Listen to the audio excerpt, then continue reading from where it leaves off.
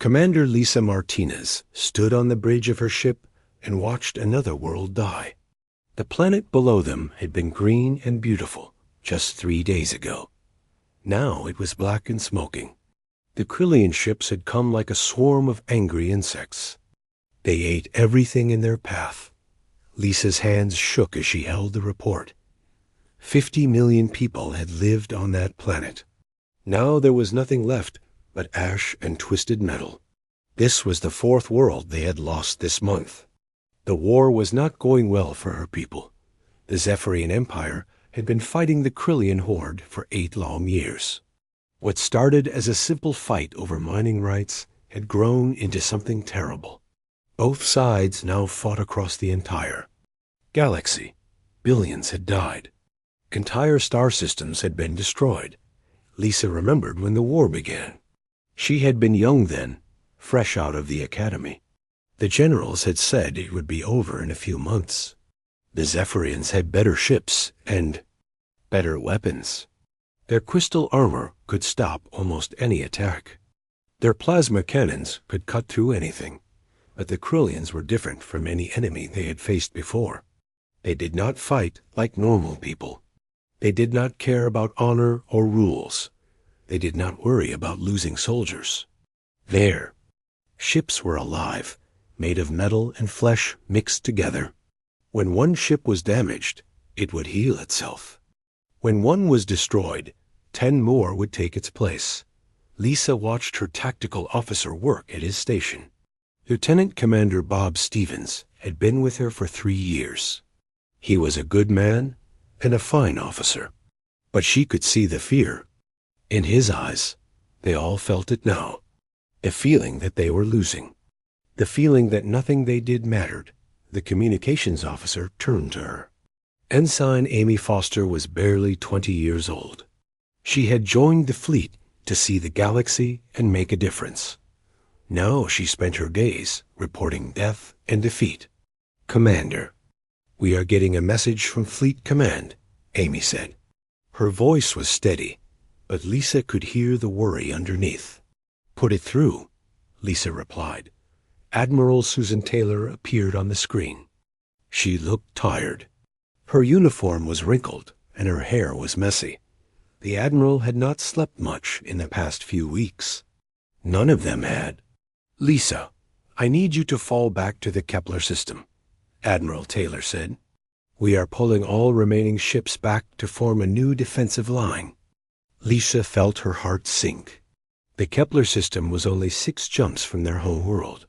If they were pulling back that far, it meant the situation was worse than she thought. "Admiral, what about the civilian ships in this sector?" Lisa asked.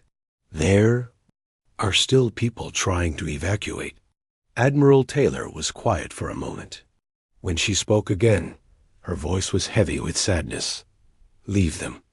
We cannot spare any more ships. Every vessel we lose now brings the enemy closer to our home." The screen went dark. Lisa stared at it for a long moment. In 8 years of war, she had never been ordered to abandon civilians. The fact that they were doing it now meant they were. Truly desperate, Bob Stevens walked over to her. "Commander, should I set course for the Kepler system?" Lisa nodded. "Yes, best speed." As their ship turned away from the dying world, Lisa thought about how the war had changed everything. Before the Krillians came, the galaxy had been peaceful. Different species traded with each other. They shared knowledge and culture. Wars were small things, fought over small disputes. The Krillians had changed all of that. They came from the dark space between galaxies. No one knew where they originally came from. They did not want to trade or talk. They only wanted to consume. They ate planets and turned them into more ships. They captured people and turned them into soldiers. At first, the other species had tried to reason with them. Diplomats had been sent. All of them had been killed or worse. The Krillians did not understand mercy. They did not understand peace. They only understood hunger. Lisa walked to the observation deck of her ship. Through the large windows, she could see the stars. Somewhere out there, on a small blue planet, lived a species that most people had never heard of. They called themselves humans. They had only recently learned to travel between stars. The humans had been watching the war. They had sent diplomats and observers. Most species ignored them. They were new and small and seemed unimportant. Their ships were crude compared to Zephyrian technology. Their weapons were simple. Their tactics seemed random and chaotic. Ambassador Kevin Brooks was the human representative to their sector. Lisa had met him once at a diplomatic function. He seemed nice enough, but she had not thought much about his people. Why would she? The humans had maybe 200 ships in their entire fleet. The Zephyrians had lost more than that in a single battle. But now, as Lisa watched another evacuation ship struggle to escape the Krillian advance, she wondered if anyone could help them. The Zephyrian Empire had been the strongest military force in the galaxy. If they could not stop the Krillians, who could? The answer came from an unexpected place. Deep in space, far from the main battle lines, Captain Ryan Clark was conducting a routine patrol. His ship, the Aurora, was one of the newest human vessels. It was small and fast, designed for exploration rather than combat. Ryan had been in space for 6 months, mapping new star systems and looking for resources. He enjoyed the quiet work. It was peaceful compared to the war news that came from the inner systems. But that peace was about to end. As the Aurora rounded a small moon, Ryan saw something that made his blood run cold. In the space ahead of them was the largest fleet battle he had ever seen. Hundreds of ships were fighting in a massive swirling combat. Explosions lit up the darkness. Ships died every few seconds. Ryan quickly ordered his crew to move to a safe distance. They watched the battle through their long-range sensors. The Zephyrian ships fought in perfect formations. Their movements were precise and beautiful. Their weapons fired in coordinated patterns that looked like deadly art. The Krillian ships moved differently. They swarmed like insects. Individual ships meant nothing to them. They would throw 10 ships at one enemy vessel just to destroy it. When their ships were damaged, they would ram into enemy vessels rather than retreat. Lieutenant Sarah Kim, Ryan's science officer, was recording everything. They saw, "Captain, the casualties are enormous. I am reading thousands of life signs disappearing every minute." Ryan watched as a Zephyrian cruiser, beautiful and proud, was overwhelmed by a dozen Krillian fighters. The cruiser's crystal armor glowed as it tried to fight them off. But there were too many enemies. The ship exploded in a ball of green fire. "This is madness," Ryan said quietly. "How long has this been going on?" "According to our files, this particular battle has been raging for 6 days," Sarah replied. "Neither side is winning. They are just destroying each other." Ryan made a decision that would change everything. "Send a message to Earth. Priority 1. Tell them what we have seen here. Tell them that both sides are bleeding to death and neither can win." As the message was sent across space at faster than light speed, Ryan continued to watch the battle. He saw courage and honor in the Zephyrian ships. He saw ruthless determination in the Krillian vessels. But he did not see victory for either side. What he saw was an opportunity. An opportunity for a small, ignored species to make a difference in a war that was tearing the galaxy apart.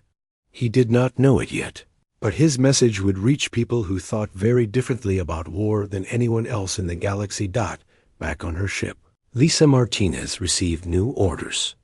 The retreat to Kepler system had been delayed. Intelligence reported that the humans were asking questions about the war. Some of her officers laughed at this news. What could the humans possibly do to help? Lisa was not so sure. She had heard stories about human history. They had spent thousands of years fighting each other. Maybe they knew something about war that other species had forgotten. Maybe their crude, chaotic approach was exactly what was needed. As her ship jumped into hyperspace, heading for what might be their final battle, Lisa found herself hoping that help would come from the most unlikely source of all. Admiral Susan Taylor sat in her command chair and stared at the tactical display. The news was worse than she had feared. The Krillian forces had broken through their defensive line at 3 different points. Her fleet was scattered and running out of ammunition. In less than 2 weeks, the enemy would reach the outer planets of their home system. Susan had commanded fleets for 30 years. She had fought in 7 major conflicts and won them all. But this war was different. The Krillians did not fight. Like any enemy she had ever faced, they did not care about losses. They did not retreat when things went badly. They just kept coming, wave after wave, until everything in their path was destroyed. The door to her ready room opened. Commander Paul Adams walked in carrying a datapad. Paul had been her intelligence officer for 5 years. He was smart and reliable, but today he looked troubled. "Admiral, I have the latest casualty reports," Paul said as he handed her the pad. Susan looked at the numbers and felt sick. They had lost 60% of their fleet in the past month. The shipyards were working around the clock, but they could not build new vessels fast enough to replace what they were losing. At this rate, they would run out of ships before they ran out of targets to defend. "Paul, what about our allies?" Susan asked. "Are the Centauran Republic and the Vegan Confederation sending more ships?" Paul shook his head. "The Centaurians have their own problems. The Krillians are attacking their outer colonies too. The Vegans are still debating in their Senate. They might send help in 6 months, but we need it now." Susan stood up and walked to the window of her ready room. Outside, she could see the remains of her fleet. Ships that had once been proud and strong now showed the scars of constant battle. Armor plating was patched and repatched. Weapon systems had been jury-rigged to keep working. The crews were exhausted. "What about unconventional solutions?" Susan asked. "Are there any species we have not contacted yet?" Paul consulted his data. "Pad, well, there are the humans. But Admiral, they only have a few hundred ships. Most of them are exploration vessels. Their military is tiny compared to ours." Susan had heard of the humans. They were a young species that had only recently joined the galactic community. Their technology was primitive. Their ships looked like they had been built in someone's garage. Most military experts considered them irrelevant, but Susan was desperate. She was willing to try anything. "Set up a meeting with their ambassador," she ordered. "What is his name?" "Kevin Brooks," Paul replied. "He runs their diplomatic station on the edge of the sector." 3 days later, Susan found herself on a small space station that the humans had built near the border of Zephyrian space. The station was nothing like the elegant structures that other species built. It looked functional and plain. The corridors were narrow, and the lights were too bright. Ambassador Kevin Brooks met her at the airlock. He was a middle-aged man with gray hair and kind eyes. He wore a simple blue uniform without any decorations. Susan had expected someone more impressive. "Admiral Taylor, welcome to our station," Kevin said as he shook her hand. "I am honored to meet you." "Ambassador Brooks, I will be direct," Susan replied. "We need help. The Krillians are destroying everything in their path. If we cannot stop them, they will consume the entire galaxy." Kevin led her to a conference room. The furniture was plain but comfortable. On the walls were pictures of a blue and green planet that Susan assumed was the human home world. "Admiral, I have been watching your war for 8 years," Kevin said. "I have great respect for your people and your military. But I have to ask, what makes you think humans can help when your own forces cannot win?" Susan had been thinking about this question for days. "Because you are different. Your people think differently than we do. Maybe you can see solutions that We cannot. Kevin was quiet for a moment. Then he activated a communication device on the table. Dr. Lee, could you join us, please? A few minutes later, a woman entered the room. She was tall and thin with short black hair. She carried herself like a soldier, but wore civilian clothes. Admiral Taylor, this is Dr. Patricia Lee, Kevin said. She is our leading expert on military strategy and alien biology. Dr. Lee sat down and looked directly at Susan. Admiral, I have been studying your war. I think I understand why you are losing. Susan felt a flash of anger. This human woman, from a species that had never fought a real war, was going to tell her why she was failing. But then she remembered how desperate her situation was. She needed to listen. Please explain, Susan said. Dr. Lee activated a holographic display in the center of the table. It showed the galaxy with colored areas marking Zephyrian and Krillian territory. You are fighting by the rules, Dr. Lee said. Your ships attack in formations. Your commanders follow military doctrine. Your tactics are based on centuries of galactic warfare tradition. Of course we do, Susan replied. Those rules exist for good reasons. They minimize casualties and protect civilian populations. Exactly, Dr. Lee said. But the Krillians do not follow those rules. They fight like animals. They use tactics that you consider dishonorable. While you are playing chess, they are playing a completely different game. Susan stared at the display. She had never thought of it that way before. Dr. Lee continued. Humans have a different relationship with warfare. We spend thousands of years fighting each other. We developed tactics that other species would consider barbaric. We learn to win by any means necessary. What are you suggesting? Susan asked. That sometimes the only way to beat someone who breaks all the rules is to throw the rule book away. Dr. Lee replied. Ambassador Brooks leaned forward. Admiral, we cannot match your technology or your fleet size, but we might be able to offer something else, a different way of thinking about the problem. Susan thought about her options. Her conventional strategies were failing. Her allies were either unable or unwilling to help. The Krillians were getting stronger while her forces grew weaker every day. What would you need from us? Susan asked. Information, Dr. Lee said. Complete tactical reports on Krillian behavior. Details about their ship construction and biology. Everything you have learned about how they fight. And in return? Kevin and Dr. Lee looked at each other. Susan could see them having a silent conversation. We would send a small fleet to assist you, Kevin said finally. Not much by your standards, maybe 20 ships, but they would fight differently than anything the Krillians have seen before. Susan almost laughed. 20 ships against a horde that numbered in the thousands? It seemed pointless. But then she remembered something her old instructor had told her at the academy. Sometimes the smallest change can have the biggest effect. I need to discuss this with my government, Susan said. Of course, Kevin replied. But Admiral, do not take too long. From what I understand, you do not have much time. Susan returned to her flagship that evening. She called an emergency meeting of her senior staff. When she explained the human offer, the reaction was mixed. Captain George Miller, her chief of staff, was skeptical. Admiral, with respect, what can 20 human ships accomplish? We have lost hundreds of our own vessels. Their ships are not even proper warships. But Commander Adams, her intelligence officer, was more interested.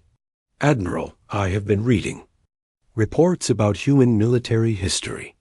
They have some very unusual tactics, things that might work against the Krillians. Such as? Susan asked. Guerrilla warfare, psychological operations, biological weapons, things that we would never consider using because they violate our codes of conduct. Captain Betty Wright, her tactical officer, spoke up. Maybe that is exactly what we need. The Krillians do not follow our codes. Why should we limit ourselves to fighting honorably when they do not? Susan spent the night thinking about the decision. Her people valued honor above all else. They fought cleanly and treated their enemies with respect. It was what separated them from barbarians. But the Krillians were not honorable enemies. They were destroyers who consumed everything in their path.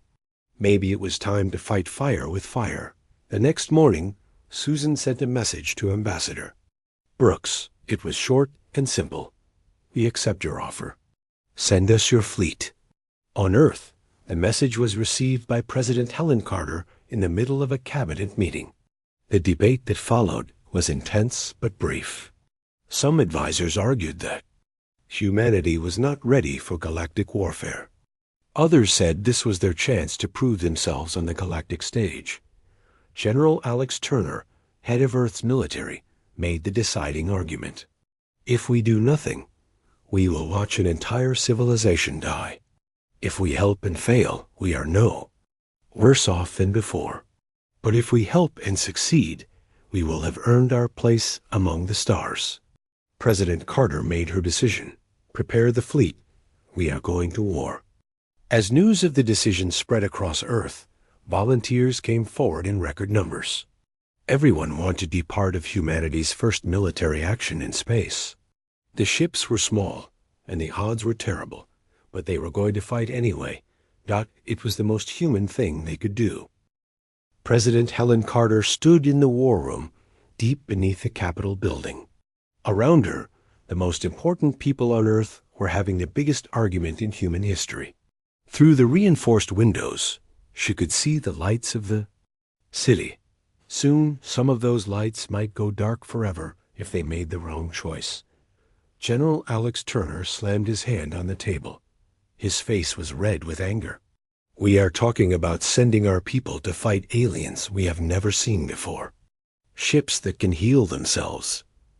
Enemies that eat planets. This is not some border dispute.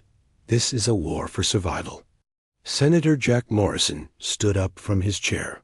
He was an older man who had spent his life trying to keep Earth out of other people's problems. General, we have been in space for less than 5 years. We have no business getting involved in a galactic war. Let these aliens solve their own problems. Dr. Patricia Lee sat quietly at the end of the table. She had been studying the intelligence reports for 3 days straight. Her eyes were red from lack of sleep, but her mind was sharp. Senator, if we do nothing, there might not be a galaxy left to explore. These Krillians do not stop. They consume everything. President Carter raised her hand for silence. The room went quiet. She had been making hard decisions for 6 years, but this was the hardest one yet. Dr. Lee, tell me honestly, can we make a difference? Can 20 ships change the outcome of a war that has been going on for 8 years? Dr. Lee opened her tablet and showed the tactical display. Madam President, both sides are fighting the same war they have been fighting for centuries. They follow the same patterns. They use the same strategies. Neither side can break the deadlock. And we can? We fight differently. We always have. Humans learned warfare through thousands of years of constant conflict. We developed tactics that other species would consider crazy or evil. But they work. General Turner leaned forward. What kind of tactics are we talking about? Dr. Lee touched her tablet, and the display changed. It showed human military history from ancient times to the present. Guerrilla warfare. Hit and run. Attacks. Psychological warfare. Targeting supply lines instead of main forces. Using the enemy's strengths against them. Captain Danny Rodriguez had been quiet through most of the meeting. He was the man who would lead the human fleet if they decided to go. He was young for such responsibility, only 32 years old. But he had more combat experience than anyone else in the room. Madam President, I have read the reports on both sides, Danny said. The Zephyrians fight like knights. Honor and glory. The Krillians fight like army ants. Numbers and hunger. Neither side knows how to deal with pirates. Pirates? Senator Morrison asked. That is what we would be to them, Danny explained. Small, fast, unpredictable. We hit them where they do not expect it and disappear before. They can respond. We make them afraid of shadows. President Carter looked around the room. Every person here would be responsible for what happened next. If they said yes, human beings would die in space, fighting aliens for people they had never met. If they said no, they might watch an entire civilization be destroyed. General Turner, what ships do we have available? General Turner consulted his notes. 12 exploration vessels that we have modified with weapons. 3 prototype attack ships that were still being tested. 1 converted mining platform that we turned into a mobile command center. And 1 hospital ship in case things go badly. 17 ships against thousands, Senator Morrison said. This is madness. David, beat Goliath with 1 stone, Dr. Lee replied. Sometimes being small is an advantage. President Carter made her decision. We go. General Turner, prepare the fleet. Captain Rodriguez, you have command. Dr. Lee, you will coordinate strategy from the command ship. God help us all. 3 days later, Captain Rodriguez stood on the bridge of his flagship, the Defiant. It was not a beautiful ship like the ones other species built. It had been designed for exploration, then hastily converted for combat. Extra armor had been welded to the hull. Weapon systems had been installed wherever they could fit. It looked rough and dangerous. Lieutenant Commander Kate Wilson was his tactical officer. She was brilliant with computers and had spent the last week studying everything they knew about Krillian tactics. Captain, the fleet is ready to depart.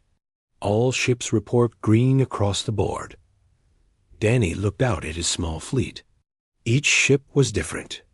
The Lucky Strike had been painted bright yellow by its crew. The Ghost Runner was covered in black stealth coating. The Iron Will, their mobile command center, looked like exactly what it was, a mining platform with guns bolted to it. Captain, we are receiving a message from Earth, Communications Officer Tim Brown reported. It is from President Carter. Put it through. President Carter's face appeared on the main screen. Behind her was the flag of Earth, blue and green like their home planet. Captain Rodriguez, you and your crews are about to make history. You carry with you the hopes of all humanity. Fight smart, fight hard, and come home safe. Good luck. The screen went dark. Danny turned to his crew. These people had volunteered to fight in a war that was not their own, against enemies they had never seen, for people who barely knew they existed. All ships, this is Captain Rodriguez. Prepare for jump to hyperspace. Destination, Zephyria Prime. Let us go show the galaxy how humans fight. The small fleet disappeared in flashes of light, heading toward a war zone 20,000 light years from home. 2 weeks later, they arrived at the edge of the Zephyrian home system. What they saw there made even the experienced crews stop and stare. The Krillian fleet surrounded the planet like a cloud of metal and flesh. Hundreds of bioships moved in complex patterns, slowly tightening their grip on the world below. The Zephyrian fleet was trapped in a defensive formation around their home world. Their beautiful crystal ships glowed with power, but they were outnumbered 10-1. They were fighting bravely, but they were losing. Lieutenant Commander Wilson studied the tactical display. Captain, the Krillians have the planet completely surrounded. The Zephyrian ships are trapped in a defensive sphere. They cannot break out without leaving the planet undefended. What about the Krillian command structure? Danny asked. Interesting. They are not fighting like a coordinated fleet. Each group of ships seems to be acting independently. But there is something behind the main force. A massive signature that our sensors cannot identify clearly. Dr. Lee's voice came over the communication system from the Iron Will. Captain, I am seeing the same thing. There is something large coordinating the attack from the rear. If we can identify what it is, we might be able to disrupt their entire operation. Commander Steve Phillips, captain of the Ghost Runner, spoke up on the fleet channel. Captain Rodriguez, my ship is designed for stealth reconnaissance. Let me get closer and see what we are dealing with. Approved. Ghost Runner, proceed with caution. All other ships begin harassment operations. Target their supply lines and support vessels. Avoid direct engagement with their main battle groups. As the Ghost Runner disappeared into the shadows between the larger ships, the rest of the human fleet began their attack. But they did not attack like the Zephyrians had been doing. Instead of charging into battle with weapons blazing, they struck like lightning at unexpected targets. Lieutenant Sarah Kim, aboard the science vessel Discovery, had been studying the Krillian bioships for weeks. She had discovered something that the other species had missed. Captain Rodriguez, I am detecting organic waste products from the Krillian ships. They need to eat, just like any living thing. I think I can track their supply chain. Excellent work, Lieutenant. Transmit your findings to all ships. We are going to starve them.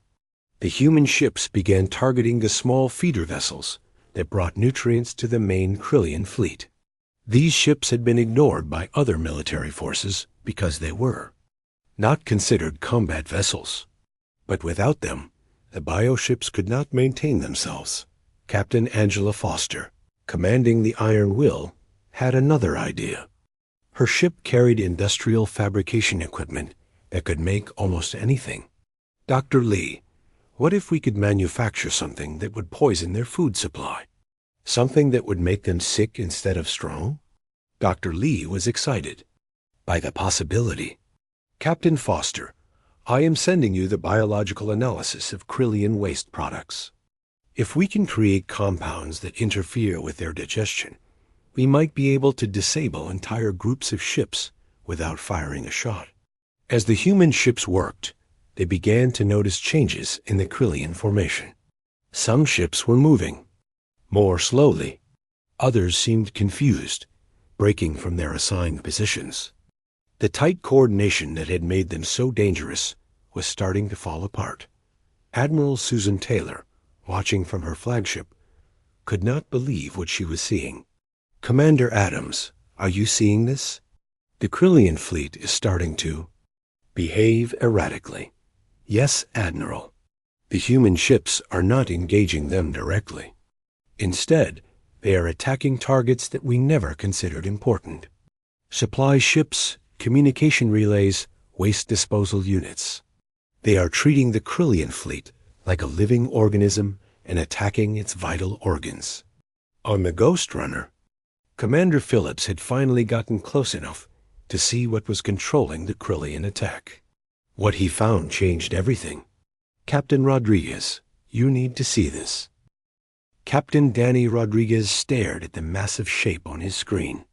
Commander Phillips had sent them detailed scans of the Krillian command ship, and what he saw made his blood run cold. The thing was the size of a small moon. It pulsed with organic light and seemed to breathe like a living creature. Thousands of smaller ships moved around it, like cells in a bloodstream. Dr. Lee, are you seeing this? Danny asked over the communication channel. Dr. Lee's voice came back from the Iron Will, and she sounded excited rather than afraid. Captain, this is incredible. The entire Krillian fleet is not just coordinated by that ship. It is controlled by it, like a brain controlling a body. Lieutenant Commander Kate Wilson looked up from her tactical station. Captain, if that thing is their brain, then cutting it off from the rest of the fleet would be like giving someone a stroke. The body would stop working properly. Danny nodded. It made sense. The Krillians had always fought like a single organism, rather than individual ships. Now they knew why. But attacking something that size would be suicide for his small fleet. Wilson, What kind of defenses does it have? Danny asked. Kate studied her readings. Massive organic armor. Energy shields that seem to regenerate constantly. And it is surrounded by at least 200 escort ships. Captain, our weapons would not even scratch something that big.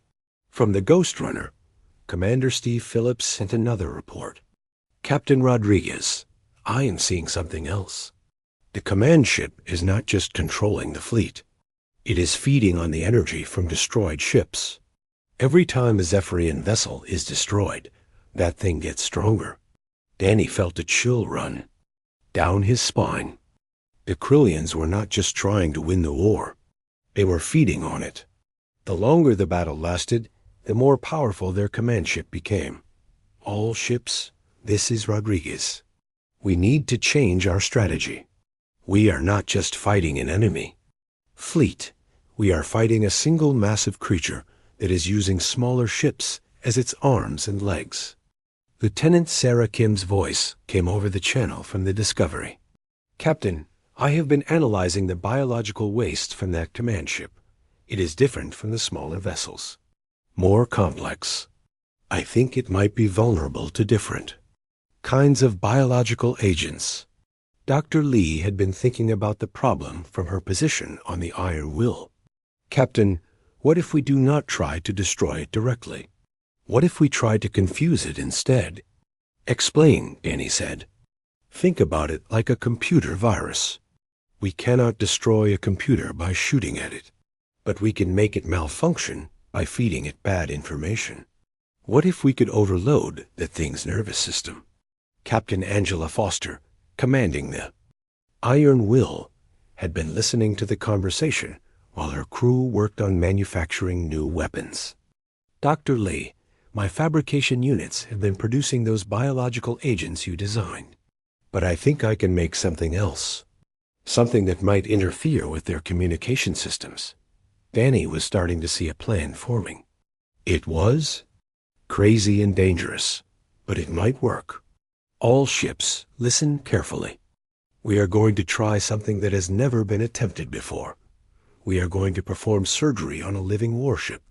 The plan they developed was unlike anything in military history. Instead of attacking the command ship directly, they would attack its ability to think. Each human ship would target a different part of the creature's nervous system. The Ghost Runner would use its stealth capabilities to plant communication jammers near the command ship's sensor arrays. The Discovery would release biological agents designed to interfere with the creature's chemical processes. The Iron Will would manufacture and deploy electronic warfare devices that would flood the creature with false information.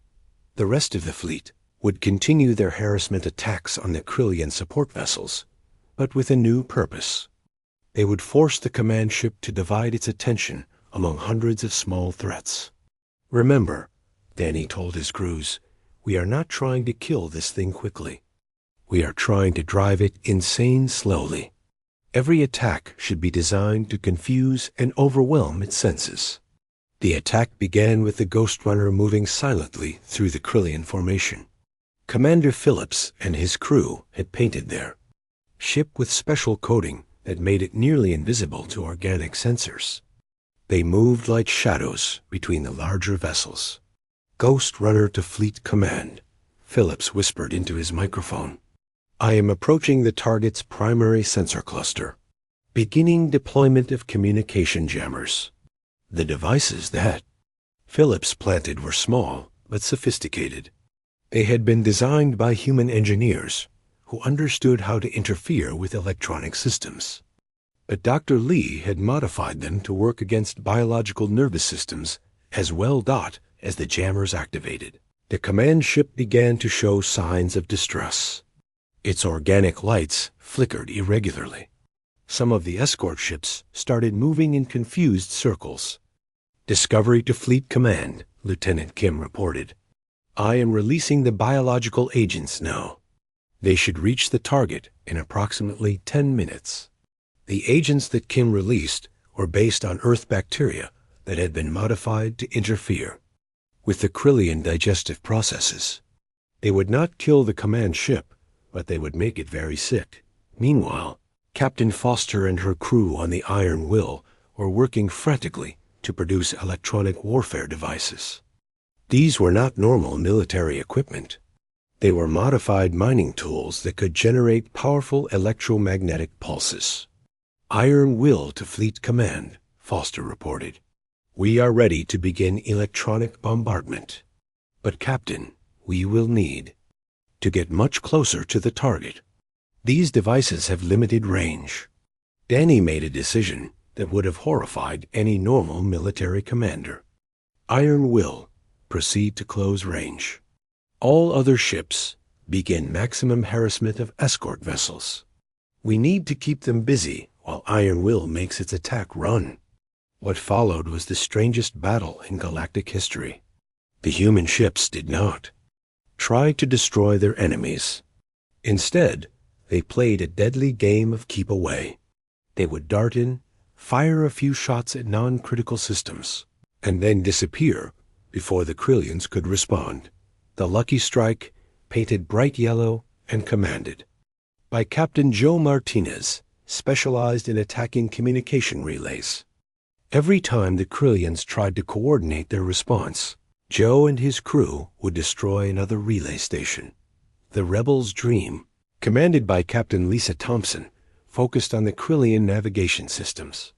She would fire precisely targeted shots that would damage their ability to fly in formation without destroying the ships completely. The effect on the Krillian fleet was dramatic.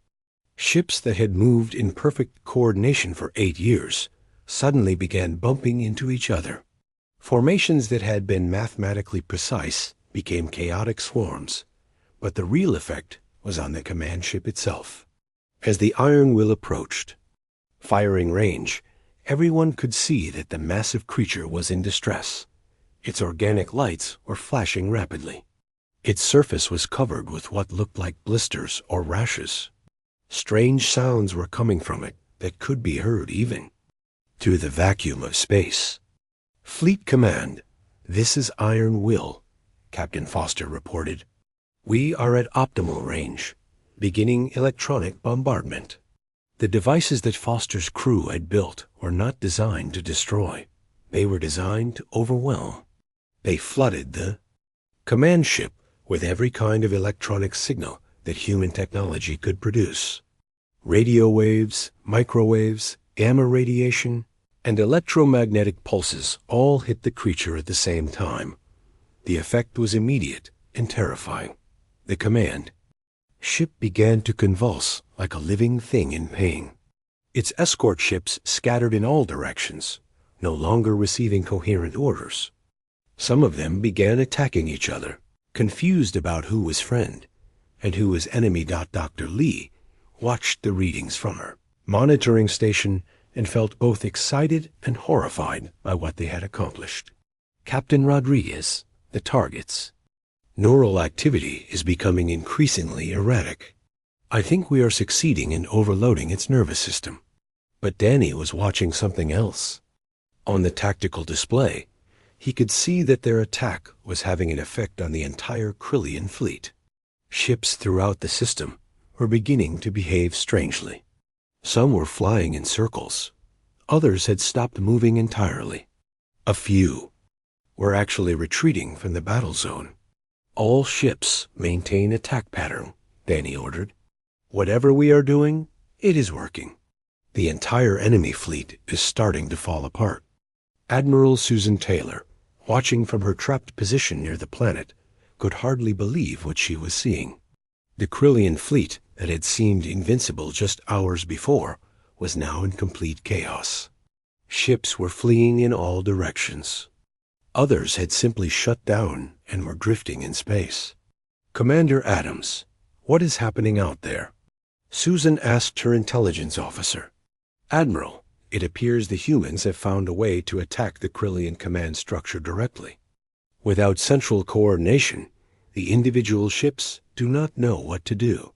They are acting like animals without a brain to guide them.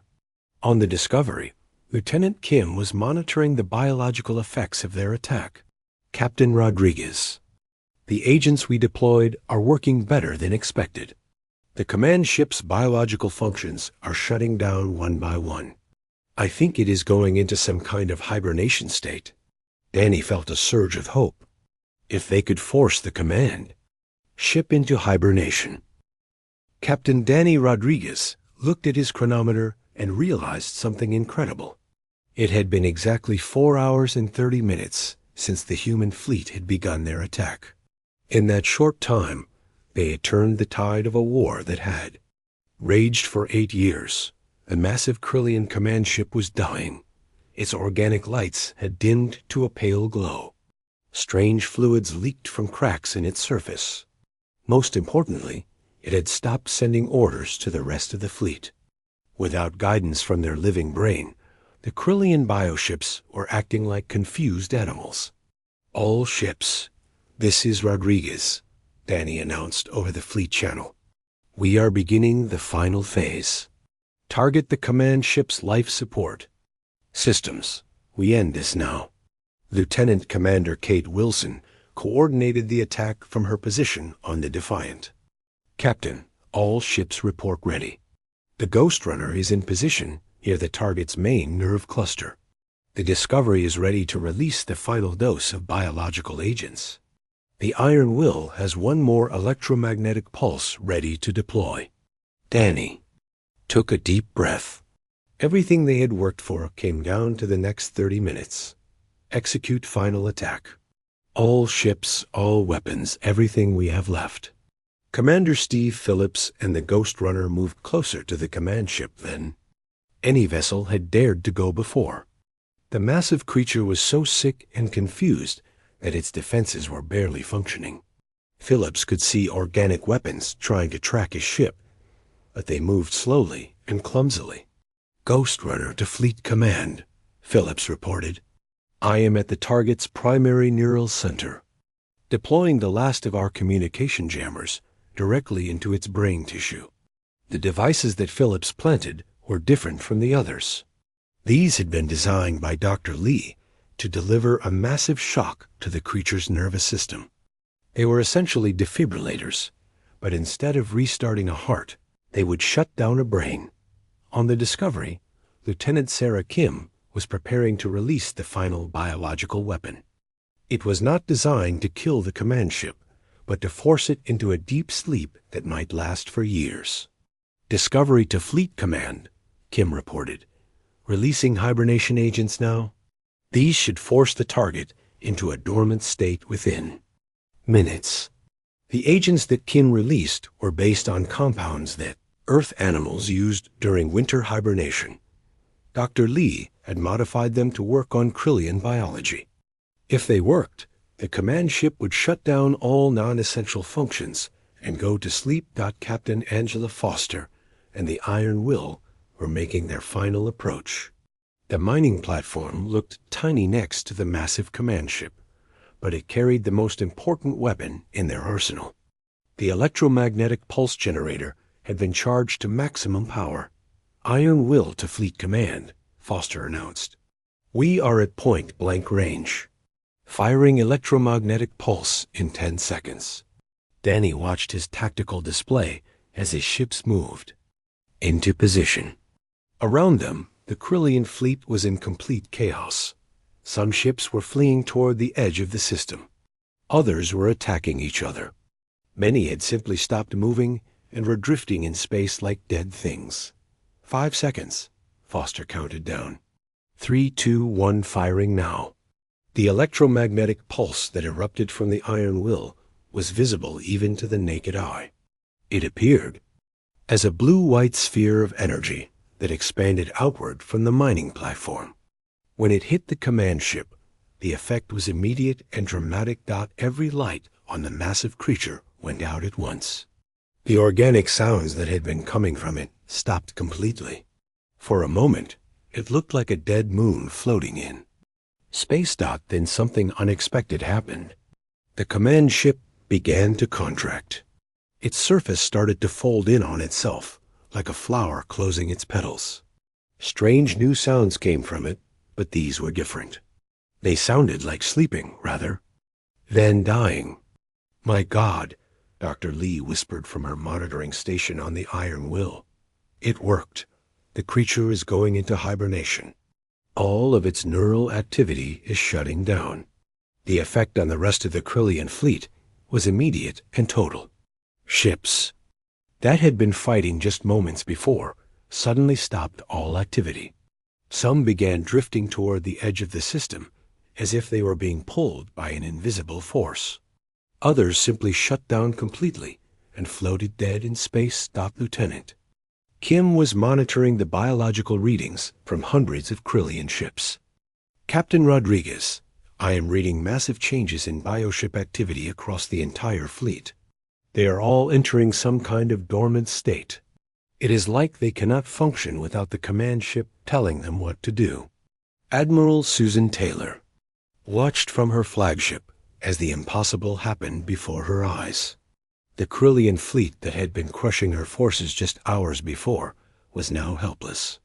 Some ships were already leaving the system. Others had become lifeless hulks drifting in space. Commander Adams, are you recording this? Susan asked her intelligence officer. Yes, Admiral. Every sensor we have is documenting what is happening. No one will believe this without proof. Danny looked at his chronometer again. 4 hours and 58 minutes had passed since they began their attack. The war that had lasted 8 years was about to end in less than 5 hours. All ships cease fire, Danny ordered. Monitor the enemy fleet, but do not attack unless they show signs of aggression. The response from the Krillian ships was exactly what the humans had hoped for.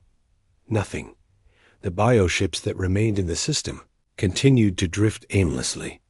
Some were already beginning to break apart as their organic systems failed without central control. Captain Joe Martinez of the Lucky Strike was the first to report what everyone was seeing. Fleet Command, the enemy ships are not responding to our presence. They appear to be completely inactive. Over the next 30 minutes, the human crews watched in amazement as the Krillian fleet dissolved before their eyes.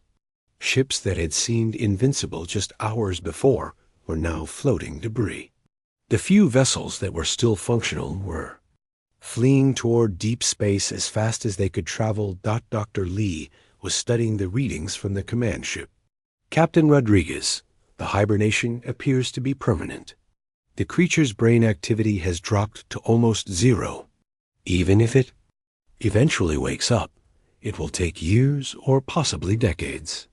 Danny felt a mixture of relief and disbelief. They had actually done it. 17 small ships from a species that most of the galaxy considered primitive had ended a war that threatened to destroy entire civilizations. All ships form up on the Defiant, Danny ordered. We are going to pay a visit to Admiral Taylor. The human fleet moved toward the Zephyrian defensive formation. As they approached, they could see the beautiful crystal ships of the Zephyrian fleet. These vessels that had fought so bravely for so long were finally safe. Admiral, Taylor's voice came over the communication channel. Her voice was filled with emotion. Captain Rodriguez, on behalf of the Zephyrian Empire and all free peoples of the galaxy, I thank you. You have accomplished something that we thought was impossible. Admiral Taylor, it was an honor to fight alongside your people, Danny replied. But we should remember that this war was won by thinking differently, not by being stronger or braver. The formal end of the war came exactly 5 hours after the human attack had begun. The few remaining Krillian ships in the system either fled or shut down completely. The massive command ship continued to float in space like a sleeping giant, its organic lights dark and its neural activity silent. News of the victory spread across the galaxy at the speed of light. On Zephyria Prime, millions of people came out into the streets to celebrate. They had been prepared to die defending their home world. Instead, they had been saved by allies they had barely known existed. On the Centaurian Republic worlds, government officials who had been debating whether to send help suddenly realized they had missed their chance to be part of history. The humans had solved the problem while they were still arguing about it. But the biggest celebration was on Earth. When news of the victory reached home, every city on the planet erupted in joy. Humanity had proven itself on the galactic stage. In the most dramatic way possible, President Helen Carter addressed the world from the same war room where they had made the decision to fight. Today, humanity took its place among the stars not through conquest or domination, but by helping others in their darkest hour. We have shown the galaxy that sometimes the smallest voice can speak the loudest truth. The human fleet remained in the Zephyrian system for 3 more days, helping to clean up the debris and making sure the remaining Krillian ships posed no threat. Then they began the long journey home. As the Defiant entered hyperspace for the trip back to Earth, Danny Rodriguez looked out at the stars and smiled. They had left home as explorers and returned as heroes. More importantly, they had shown the galaxy that humanity had something valuable to offer. The ability to think outside the box when everyone else was trapped inside it. The war that had lasted for years ended in 5 hours, because sometimes the best solution is the one nobody expects. And sometimes the smallest player on the field can change the entire game. Behind them, the Krillian command ship continued to sleep in the darkness of space, its dreams filled with the chaotic, unpredictable thoughts of the species that had defeated it without firing a single shot at its armor.